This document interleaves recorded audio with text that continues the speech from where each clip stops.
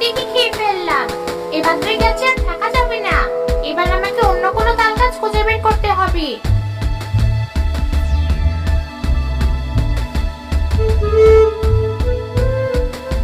আরে ওই তো একটা তাল গাছ, গাছ ভর্তি কত তাল, কিন্তু ওটা তো একটা বাড়ির ভেতরে। তাতে আমার বইয়ে গেছে, আমার তো শুধু তাল খাওয়া নিয়ে কথা। হি হি হি হি।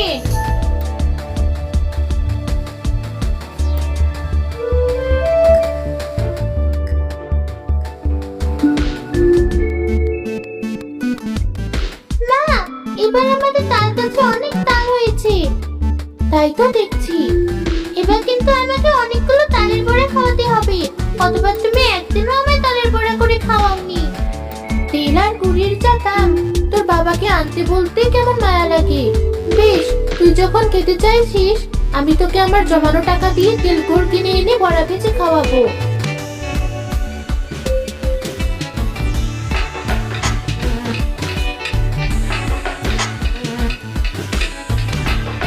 ঝাল তো নয়, যেন অমৃত। কি স্বাদ! এবারে আটিগুলো যে কি করি। ওই তো উঠোনে একটা আমি খেলা করছি, আমি বরং আটিগুলোর মাথায় ছুরি মারি। হি হি হি হি।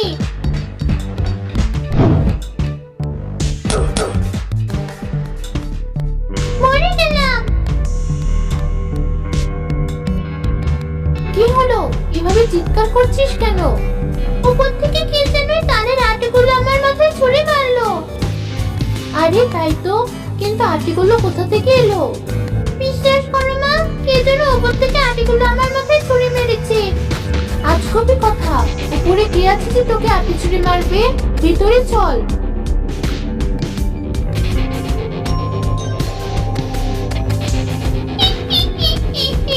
বেশ হয়েছে, ভারী মজা তো এই বাড়ির তাল গাছে থেকে।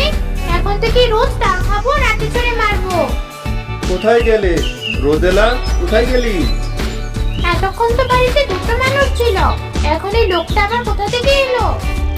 তুমি এসেছো, ভিতরে এসো, আমি ততক্ষণে রান্নাটা সারি। সে কি, এত বেলা হয়ে গেল, রান্না হয়নি? তোমার মেয়েটার মাথায় কোত্থেকে যেন তালের আটি এসে পড়েছে। এত ব্যথা পেয়েছে যে ওকে নিয়েছিলাম এতক্ষণ। তুমি যাও, আমি মাছগুলো ভেজে তোমাকে ভাত বেড়ে দিচ্ছি।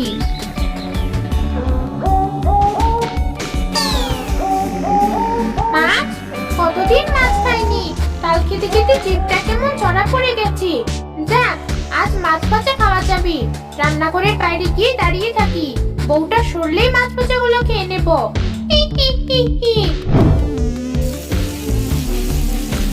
মাছগুলো ভাজা হয়ে গেছে, বাসনগুলো বাইরে থেকে নিয়ে আসি, তারপর সবাইকে খেতে দিই।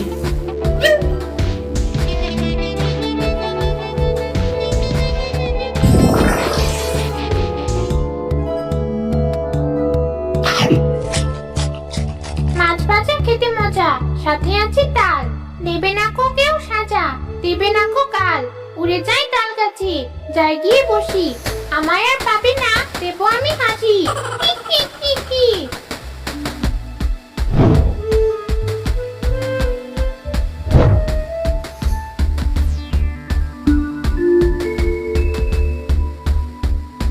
একই, মাছ ভাজাগুলো কোথায় গেল? আমি তো এক্ষুনি এখানে সবগুলো মাছ রেখে গেলাম। কি হলো, এখনো খেতে দিচ্ছ না কেন?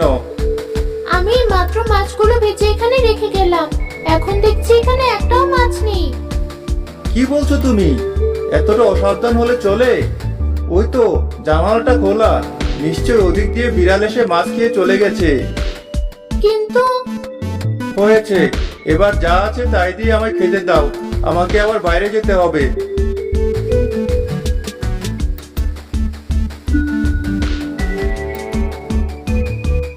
কিন্তু এতটুকু সময়ে বিড়াল এতগুলো মাছ খেয়ে চলে গেল, আর আমি বুঝতে পারলাম না কি হচ্ছে এসব।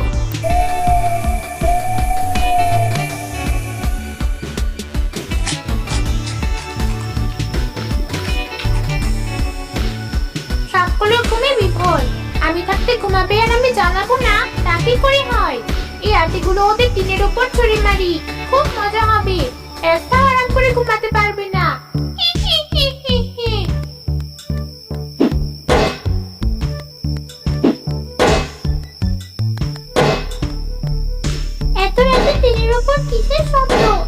ভাবতে তো একটু ঘুমাতে পারছি না। তাই তো দেখছি আজ সারাদিন কি সব হচ্ছে কিছুই বুঝতে পারছি না। দাঁড়াও দেখছি।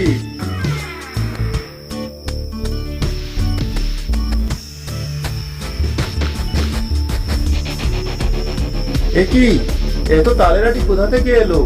তাহলে কি গাছে কোনো চোর উঠলো নাকি বাদু?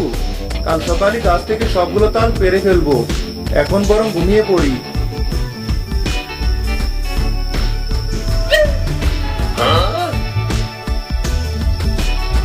বললেই হলো তাল পেরে ফেলবে। আয় গাছে একদম ঘর করতে দেব।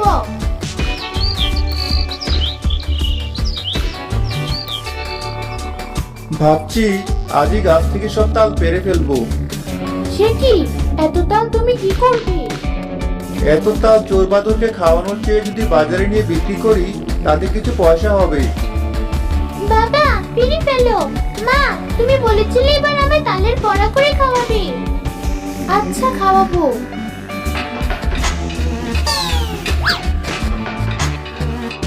তালের বড়া কতদিন খাই না, সেই কবে মায়ের হাতে খেয়েছিলাম, সেও তো মরার আগে। বেশ, তালের বড়া খেতে দুটো তাল আমি দিতেই পারি, তাই বলে আমি সব তাল মোটেও দেব না। দাঁড়া, তোদের তাল পাড়ার সব মেটাচ্ছি।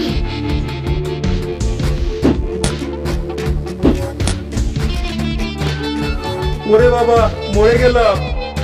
কি হলো? উপর থেকে দুটো তাল কি করে পড়লো? উপর থেকে তালগুলো কে ফেললো সেটাই তো বুঝতে পারলাম না।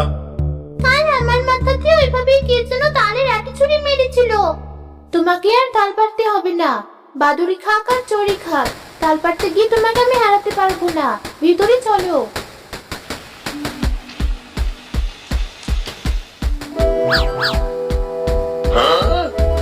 তালের বড়ার গন্ধে চারিদিক কেমন মোমো করছে।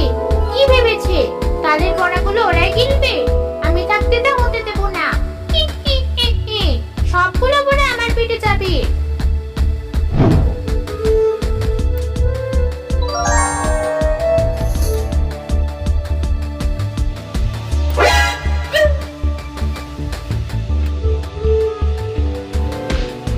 একে মা, ওখানে গিয়ে দাঁড়িয়ে আছিস কেন? তোমার বড়া ভাজা দেখছি, কি খান। মা গরম গরম আমার হাতে দুটো দাও। এত গরম খেলে তোর হাত মুখ দুটোই পড়বে। না মা, কিছু হবে না, তুমি দাও।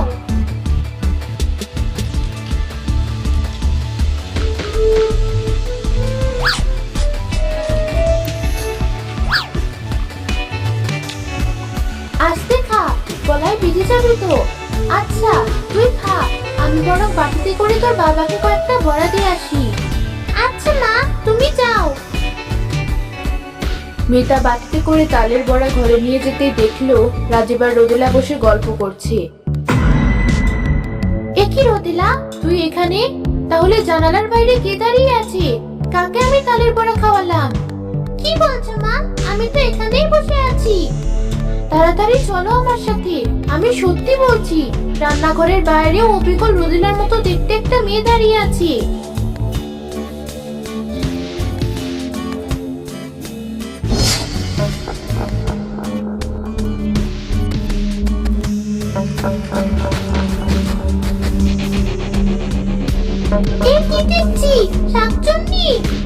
একদম চুপ, আমরা ওকে দেখে ফেলেছি, এটা জানলেই ও আমাদের ক্ষতি করবে। চলো আমরা ঘরে যাই।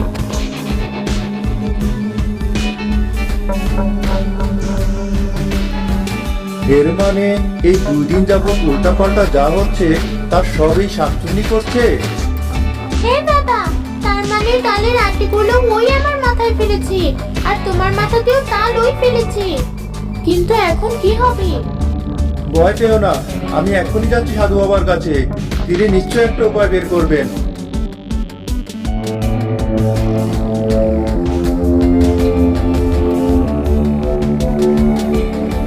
ভয় পাস না, সব সমস্যার সমাধান আছে।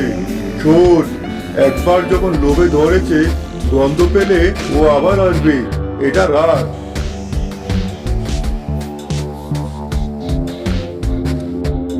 বাড়িতে গিয়ে বউকে বলবি এই তেলে মাছ ভাজতে, আর শাকচুনি মাছ ভাজার গন্ধ পেয়ে যখনই আসবে তার হাতে এই গরম তেল ঢেলে দিবি, ওখানেও শেষ হয়ে যাবে।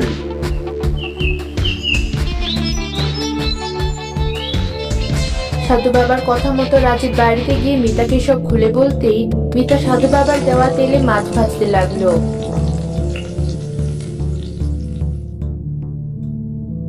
মাছ ভাজার গন্ধ, যাই খেয়ে আসি। হি, হি, হি, হি।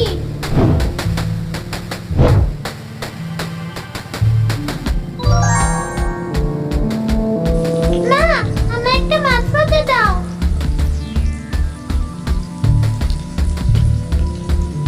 হ্যাঁ মা, দিচ্ছি।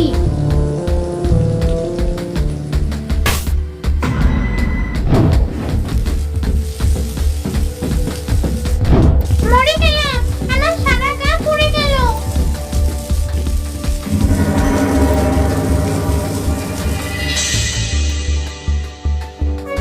আরে শাকচুন্নি আমাদেরকে জ্বালাবে না।